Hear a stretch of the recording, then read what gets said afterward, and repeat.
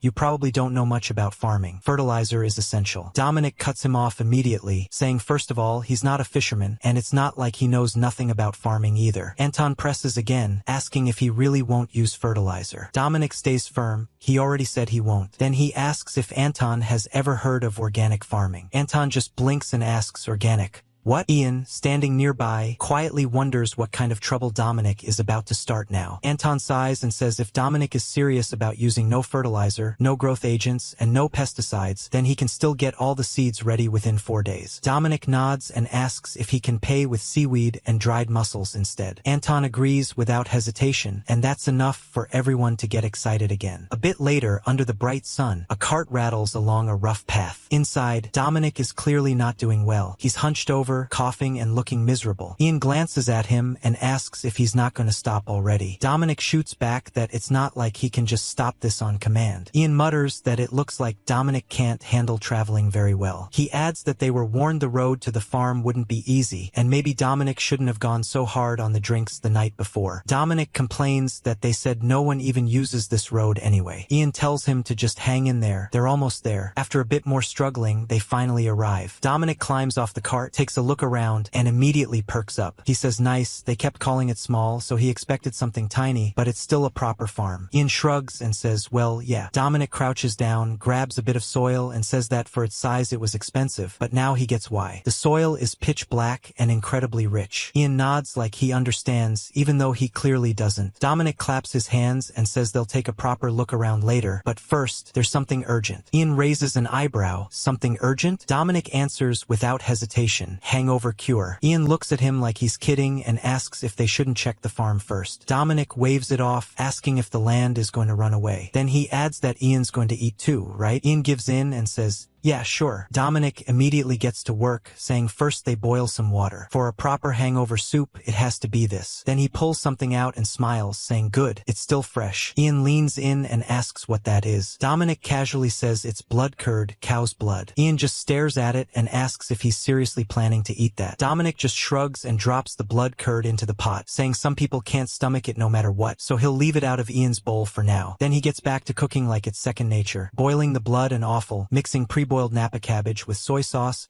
gochujang, chili powder, pepper, soybean paste, minced garlic, and ginger. He works quickly, talking through it as he goes. After that, he takes the boiled meat out, brings fresh water to a boil again, and throws the seasoned greens in, letting it cook hard. Before long, the smell starts spreading. It's rich, spicy, warm. Just smelling it already makes him feel better. Ian, who had been skeptical a second ago, suddenly says to put the curd in his bowl too. Dominic pauses and looks at him, a bit amused, saying he thought Ian wasn't going to eat it. Ian just says he'll try it. Dominic grins and says good choice. Yangpyeong hangover soup isn't the same without it. He finishes it off by adding Chongyang chili peppers and serves it with fresh rice, explaining that it's perfect for relieving hangovers, restoring fatigue, boosting metabolism, and all that. Then he looks at the pot and realizes he might have made too much. He laughs, saying he's gotten used to cooking for a whole group. Not that it matters, leftovers just mean tomorrow's meal is sorted. He starts eating and immediately relaxes, thinking nothing beats a proper hangover soup. Forget cold noodles, pizza, burgers, this is it. A hot, spicy bowl that hits exactly where it should. Ian watches for a moment, still a bit hesitant, but eventually takes a bite. He tells himself it should be safe, but at the same time, he realizes he still has a long way to go if he really wants to understand how ordinary people live. Then, mid-bite, Ian suddenly stops and looks ahead. He says they're here. Dominic looks up and spots them too, figures in the distance. He guesses they must be the farmers who used to work this land. Ian doesn't respond right away, because something feels off. As the group gets closer, it's clear these people aren't here to welcome them. Their expressions are tense.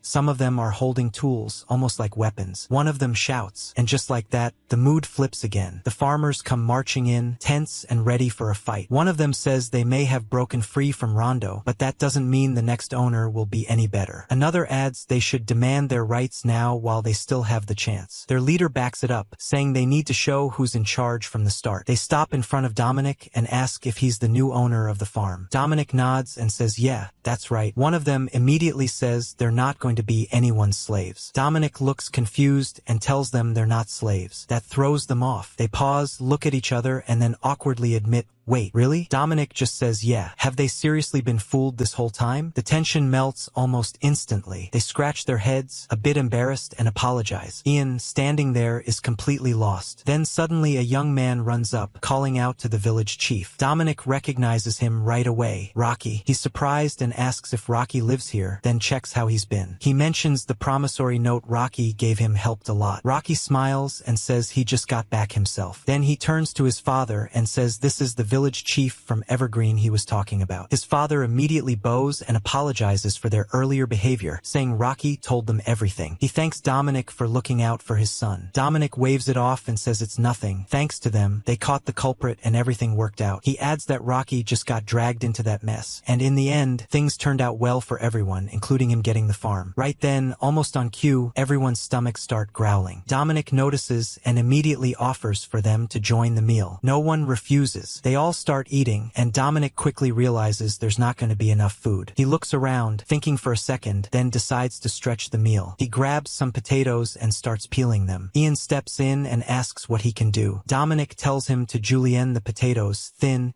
even slices. Ian nods and gets to work without hesitation. The farmers watch, surprised at how clean and precise his knife work is. Dominic mixes the sliced potatoes with flour and salt, then starts frying them. The sound of oil sizzling fills the air. Finally, he finishes it off with a sprinkle of spicy pepper on top. Just like that, another dish is ready. Soon, the potato pancakes are ready, crispy on the outside, soft inside. Dominic explains they're good for the stomach, help with digestion, and are packed with nutrients, but more importantly, they taste amazing. He tells them it's simple food, but to dip it in the black sauce for the best flavor. The farmers take a bite cautiously, and then their expressions change instantly. It's way better than they expected. Before long, everyone's eating without holding back. Seeing the mood lighten, Dominic decides to bring something up. He says he was going to ask later, but since everyone's here, he'll just say it now. Does anyone already have plans? The farmers look confused, and their leader asks what he means. Dominic explains things like going back to their hometowns, finding new work. They've received compensation, and now they're free. So he's wondering what they intend to do. The group exchanges looks, then the leader speaks up. He says they've spent their whole lives farming, so if possible, they'd like to keep working this land. Dominic visibly relaxes and thanks them, admitting he was actually worried they might all leave. The farmers are surprised by that reaction, but Dominic keeps going and says in that case, they should draw up an employment contract. That catches them off guard. Dominic lays out his terms clearly.